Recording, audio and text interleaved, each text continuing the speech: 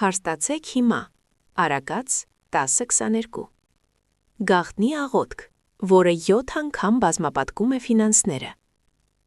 Կա մի աղոթք, որը քրիստոնյա միլիոնատերերը գաղտնի ասում են։ Աղոթք, որը հաջողակ հովիվները կրկնում են ամեն առավոտ։ Այնքան հզոր աղոթք, որ երբ սկսեք կիրառել այն, ձեր ֆինանսական վիճակը այնքան արագ կփոխվի, որ շրջապատի մարդիկ կմտածեն, որ դուք վիճակախաղում եք շահել։ Կամ ավելի վատ, նրանք կմտածեն, որ դուք անօրինական բան եք արել։ Որովհետև ոչ ոք չի հավատում, որ բարգավաճումը կարող է գալ ծնկի իջնելուց։ Բայց դա հնարավոր է։ Եվ ես դա ձեզ հիմա կապացուցեմ։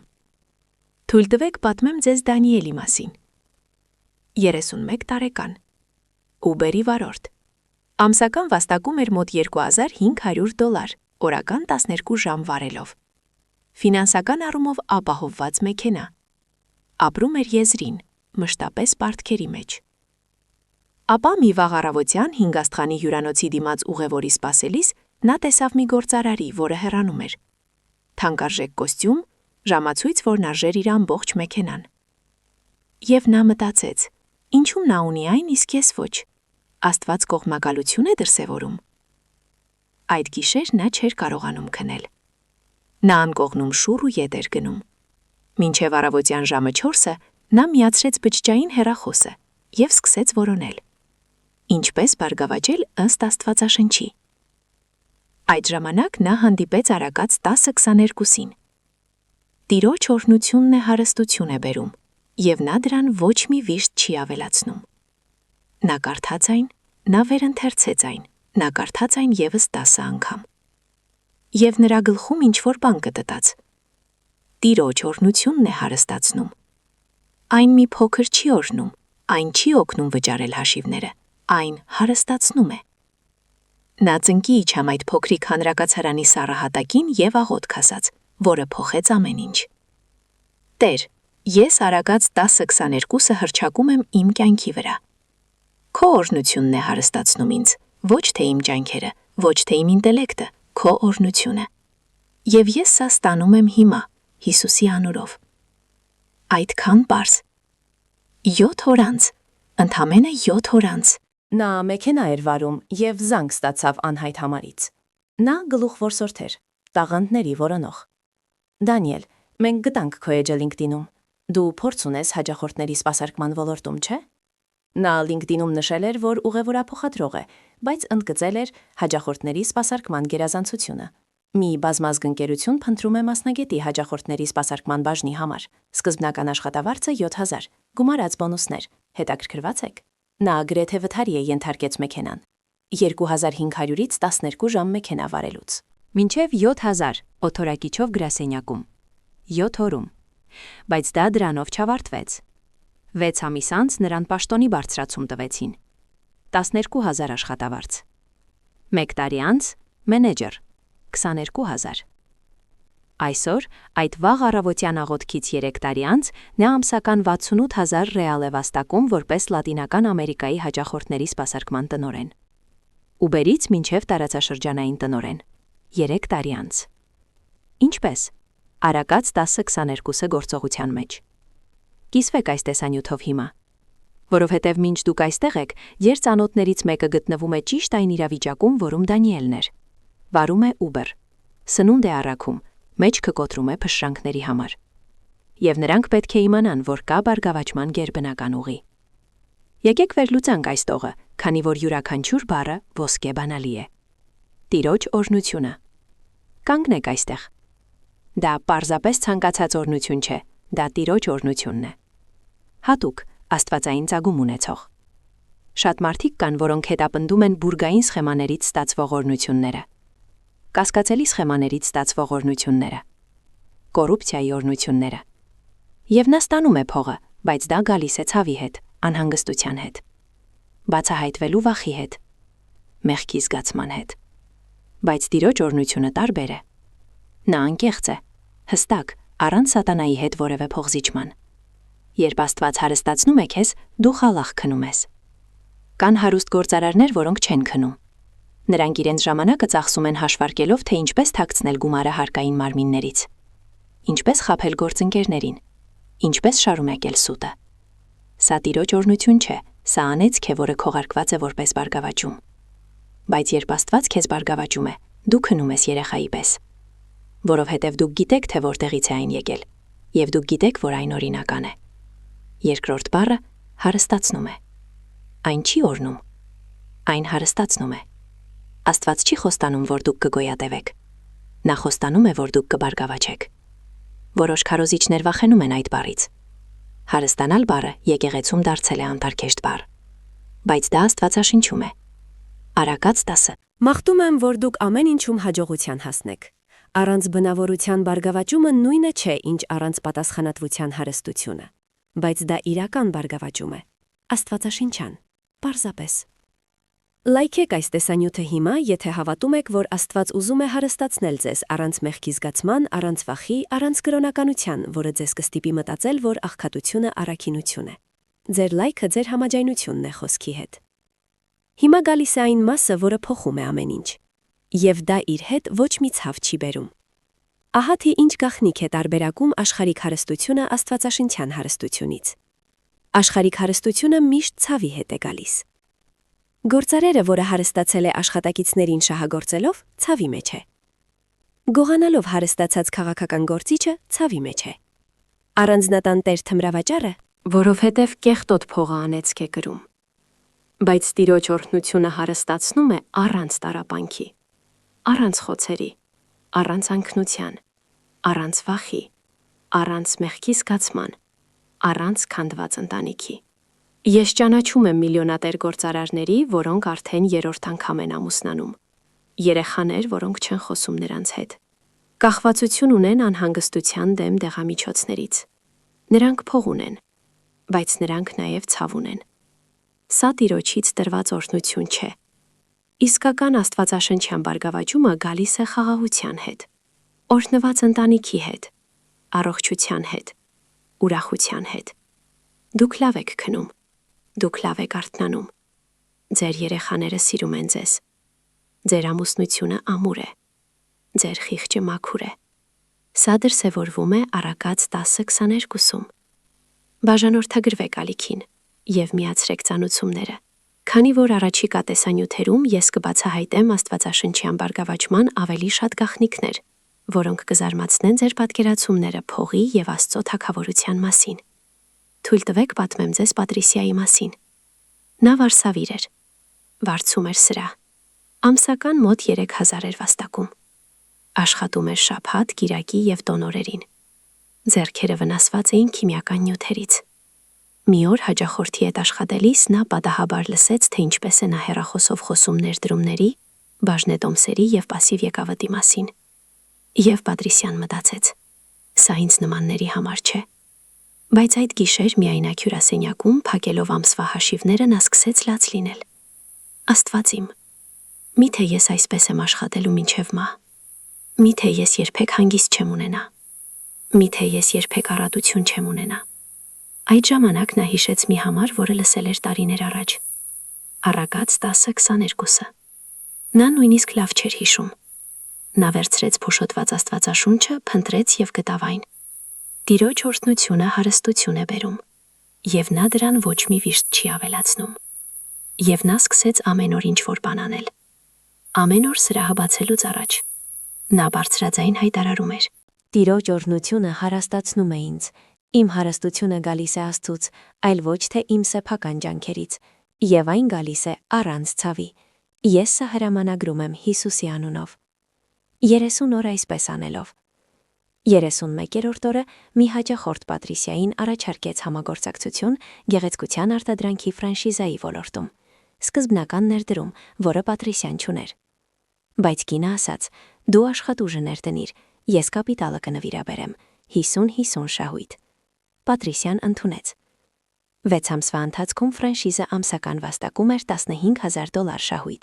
յուրաքանչյուրի համար $7,500։ Բայց Պատրիսյան դեռ սրահում էր։ Գործընկերն ասաց. դուրս եկեք սրահից, մենք ևս 2 մասնաճյուղ ենք բացելու, դուք կկառավարեք 3-ն էլ, ես կֆինանսավորեմ դրանք։ Նա հրաժարվեց։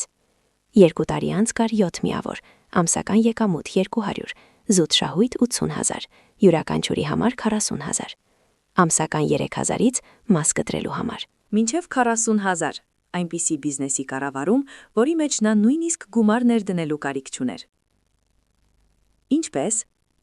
Արակած 10:22-ը հայտարարվում է ամեն օր։ Տիրոջ օրհնությունը մարդուն հարստացնում է։ Նա կարիք չուներ վաճառելու իր հոգին, նա կարիք չուներ պարտքերի մեջ ընկնելու, նա կարիք չուներ դավադրությունների։ Աստված պարզապես բացեց մի գերբնական դուռ։ Մեկնաբանեք, ես Արակած 10:22-ը սահմանել եմ իմ կյանքի վրա, եթե պատրաստ եք սկսել սա հայտարարել ամեն օր սկսած վաղվանից։ Ձեր մեկնաբանությունը ձեր մարգարեական ուխտն է։ Հիմա ես ձեզ կսովորեցնեմ, թե ինչպես ճիշտ կիրառել Արակած 10:22-ը ձեր կյանքում։ Դա բարդ չէ, բայց դա պետք է լինի միտումնավոր։ Նախ դուք պետք է հասկացնեք, որ ֆինանսական օրհնությունը ավտոմատ չէ միայն այն պատճառով, որ դուք հավատացյալ եք։ Կան աղքատ հավատացյալներ, կան սնանկացած հավատացյալներ, կան պարտքերի մեջ գտնվող հավատացյալներ։ Ինչու՞։ Որովհետև նրանք չեն կիրառում սկզբունքները։ Արակած 10:22-ը սկզբունք է, ինչպես ձգողության օրենքը։ Այն գործում է, եթե կիրառես այն։ Այսպիսով ամեն օր, ցանկալի է առավոտյան ամեն ինչից առաջ, դուք բացում եք Աստվածաշունչը Արակած 10:22-ում։ Դուք այն բարձրաձայն կարդում եք 3 անգամ։ Ինչու 3։ Որովհետև Աստվածաշունչում 3 թիվը խորհրդանշում է հաստատում, հաստատված վկայություն։ 3 անգամ կարդալուց հետո կարող եք այն հարմարեցնել։ Տեր, քո օրհնությունն է հարստացնում ինձ։ Ոչ միայն իմ աշխատանքը, ոչ թե իմ հմտությունը, քո օրհնությունը։ Եվ ես հիմա ստանում եմ մի հարստություն, որը ցավ չի պատճառում։ Ոչ մի խոց, ոչ մի անհանգստություն։ Առանց վտանգելու իմ արժեքները, առանց ոչնացածնելու իմ ընտանիքը։ Ես բարգավաճում եմ Աստծո ճանապարհով, ոչ թե աշխարհիկ ճանապարհով։ Հիսուսի անունով, ամեն։ Դուք սա անում եք 21 օր անընդհատ։ Ինչու 21։ Որովհետև ուսումնասիրությունները ցույց են տալիս, որ նոր նյարդաբանական սովորություն ստեղծելու համար 21 օր է պահանջվում։ Բայց հոգևոր առումով դա այն ժամանակն է, որը Դանիելը ծոմ է պահել մինչև հայտնությունը ստանալը։ 21 օր անց դուք շարունակում եք դա անել, բայց դա դառնում է ավտոմատ։ Երկրորդ, դուք պետք է ձեր գործող Դուք դա կհասկանաք։ Արակած 13:20 Իմաստունների հետ քայլողը իմաստուն կդառնա։ 4. Դուք առատաձեռնողեն եք տալիս։ Հակասական է թվում, ինչպես կարող եմ տալ, եթե պետք է ստանամ։ Բայց հենց այն ժամանակ է, երբ դու դրա կարիքն ունես, որ պետք է տաս։ Ղուկաս 6:38 Տվեք և կտրվի ձեզ։ Երբ դու կոտրում ես ագահության ոգին և սկսում ես տալ, դու բացում ես երկնքի դարպասները։ Ես չեմ խոսում կերակրելու մասին, մինչև սովամահ չլինես։ Ես խոսում եմ ռազմավարական ցանքի մասին։ Օգնիր մեկին, ով քեզանից ավելի վատ վիճակում է։ Գնիր մեկին ճաշ։ Օրհնիր մեկին, ով կարիքի մեջ է։ Եվ դա արեք գաղտնի, առանց Ինստագրամում հրապարակելու։ Մատթեոս 6:33-4 Թող քո ձախ ձեռքը չիմանա, թե ինչ է անում քո աջը։ Որովհետև երբ դու գաղտնի ես տալիս, Աստված քեզ հրապարակավ է պարգևատրում։ Կիսվեք այս տեսանյութով ձեր սթորիներում, ոչ թե որովհետև ես դիտումների կարիք ունեմ, այլ որովհետև դուք շուտով ականատես կլինեք ֆինանսական հրաշքների և կցանկանաք, որ ձեր ընկերներն իմանան, թե որտեղից է եկել այդ ռազմավարությունը։ Ծննդոց գրքում կա մի պատմություն, որը կատարելապես պատկերում է Արակած 10:22-ի զորությունը։ Իսահակ, գլուխ 26 Սով երկրում բոլորը փախչում են Եգիպտոս։ Աստված հայտնվում է Իսահակին և ասում. «Մի իջիր Եգիպտոս, մնա այստեղ, ես կօրհնեմ քեզ»։ Իսահակը հնազանդվում է, նա մնում է, նա տնկում է չոր հողում։ Եվ նայեք 12-րդ համարին։ Իսահակը սերմ ցանեց այդ երկրում և նույն տարում 100-ապատիկ բերք ստացավ, և Տերը օրհնեց նրան։ 100-ապատիկ նշանակում է 100 անգամ ավելի։ Նա մի տոպրակ սերմ ցանեց և 100 տոպրակ բերք հավաքեց։ Սովի տարում։ Մինչ բոլորը սնանկանում էին, Իսահակը հարստանում էր։ 13-րդ համարում ասվում է. «Եվ այդ մարդը մեծացավ ու հարստացավ, մինչև որ շատ հզորացավ»։ Նա հարստանում էր։ Դա մի ամբողջ գործընթաց էր, այն տեղի չունեցավ մեկ գիշերվա ընթացքում։ բայց այն շարունակական էր։ 14-րդ համարում ասվում է. նա ուներ ոչխարներ, նախիրներ և շատ ծառաներ, այնպես որ ֆլշտացիները նախանձում էին նրան։ Նա այնքան հարստացավ, որ նախանձ առաջացրեց։ Եվ նայեք 16-րդ համարին։ Այն ժամանակ Աբիմելեքն ասաց Իսահակին. «Գնա մեզանից, որովհետև դու մեզանից շատ ավելի հզորացար»։ Նրան վտարեցին, քանի որ նրա հարստությունը խնդիրներ էր առաջացնում։ Բայց ամեն ինչ սկսվեց հնազանդությունից, ծարտ ընկելով, երբ բոլորը կարծում էին, որ դա խելագարություն է։ Սա Առակաց 10:22-ն է։ Տիրոջ օրհնությունը հարստություն է բերում։ Դուք կարող եք ճգնաժամային տարի ապրել, բարձր գործազրկություն, վատ տնտեսություն։ Բայց Աստված կարող է քեզ հարյուրապատիկ ավելի շատ բերք տալ, մինչդեռ քո շուրջը բոլորը ձախողվում են։ Որովհետև դու կախված չես տնտեսությունից, դու կախված ես օրհնությունից։ Լայքեք և պահպանեք այս տեսանյութը։ Դուք կվերադառնաք այստեղ ամեն անգամ, երբ դժվար ժամանակներ են, և պետք է հիշեք, որ դուք ծառայում եք գերբնական բազմացման Աստծուն։ Ես հանդիպեցի Սեբաստիան անունով մի տղամարդու։ Նա անվտանգության աշխատակից էր։ Նա վաստակում էր 1.5 նվազագույն աշխատավարձ, շաբաթական 5 հերթափոխ, օրական 8 ժամ ոտքի վրա էր։ 52 տարեկանում շաքարախտով, բարձր արյան ճնշմամբ և վնասված ծնկով։ Եվ բարելավման զրոյական հեռանկար չկա։ Մի օր հովիվը քարոզեց Առակաց 10:22-ի մասին, և նրա մեջ ինչ-որ բան շարժվեց։ Նա մտածեց, կարող է Աստված փոխել իմ իրավիճակը, նույնիսկ եթե ես միայն տարրական դպրոցական կրթություն ունեմ։ Նա սկսեց ամեն օր արտասանել այդ տողը։ 3 ամիս անց շենքի կառավարիչը, որտեղ նա աշխատում էր, նրան առաջարկեց խնամակալի աշխատանք, ավելի քիչ ժամանակ ոտքի վրա, մի փոքր ավելի լավ աշխատավարձ։ Նա ընդունեց։ 6 ամիս անց շենքի կառավարիչը թոշակի անցավ և Սեբաստիանոին առաջադրեց այդ պաշտոնը ստանձնելու համար։ Մասնագիտական շենքի կառավարիչ, աշխատավարձը 4500։ Բայց դա չդադարեց։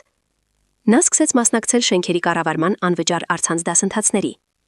2 տարի անց նրան աշխատանքի ընդունեց մի ընկերություն, որը կառավարում էր քաղաքի 30 շենքեր։ Աշխատավարձը 9800։ Այսօր 57 տարեկան հասակում նա վաստակում է 18000 ռիալ որպես Արևրի կենտրոնի կառույցների համակարգող։ Անվտանգության աշխատակցից, որը վաստակում է 1.5, մինչև համակարգող, որը վաստակում է 18։ Համալսարանական կրթություն չկա, IQ պահանջվող չէ, պարզապես հնազանդություն Առակաց 10:22-ին։ Տիրոջ օրհնությունը հարստացնում է, և այն տարիքային սահմանափակում չունի, այն կրթական սահմանափակում չունի։ Կա սահմանափակում միայն այն դեպքում, եթե դուք այն սահմանեք։ Մեկնաբանեք առանց սահմանների, եթե որոշել եք չսահմանափակել այն օրհնությունը, որը Աստված ուզում է թափել ձեզ վրա։ Ձեր մեկնաբանությունը ձեր անսահման հավատքի հռչակագիրն է։ Հիմա ես բացահայտելու եմ այն գաղտնիքը, որը այն յոթապատկում է։ Տեսար, որ վերնագրում հիշատակվում է ֆինանսները յոթապատկել։ Որտեղից է սա գալիս։ Առակաց 6:31-ում նշված հատուցման սկզբունքից։ Բայց եթե նա մեղավոր ճանաչվի, նա պետք է վճարի յոթապատիկը, նա պետք է հրաժարվի իր տան ամբողջ ունեցվածքից։ Համատեքստ, գողը, որը գողանում է և բռնումը պետք է վերադարձնի գումարի յոթապատիկը։ Հոգևոր առումով Սատանան գողն է։ Հովհաննես 10:10, գողը գալիս է միայն գողանալու, սպանելու և կործանելու համար։ Նա գողացավ քո ֆինանսական խաղաղությունը, նա գողացավ քո հնարավորությունները, նա գողացավ քո աշխատավարձի բարձրացումը, նա գողացավ քո պաշտոնի բարձրացումը։ Բայց երբ դուք համատեղում եք Առակաց 10:22-ը Առակաց 31-ի հետ, դուք պահանջում եք փոխհատուցում։ Ոչ միայն գողացվածը վերադարձնելը, 7 անգամ ավելի շատ գումար վերադարձնելը։ Դա Աստծո արդարությունն է։ Հոբը կորցրեց ամեն ինչ, բայց երբ Աստված վերականգնեց այն կրկնակի էր։ Դուք պարզապես դուրս չեք գալու փոսից, դուք շահույթ եք ստանալու։ Այնուհետև ավելացրեք սա ձեր ամենօրյա հայտարարին։ Տեր, քո օրհնությունը հարստացնում է ինձ, և ես իմ կյանքի վրա դնում եմ Առակաց 6:31-ը։ Ամեն ինչ, որ Սատանան գողացել է, յոթապատիկ կվերադարձվի։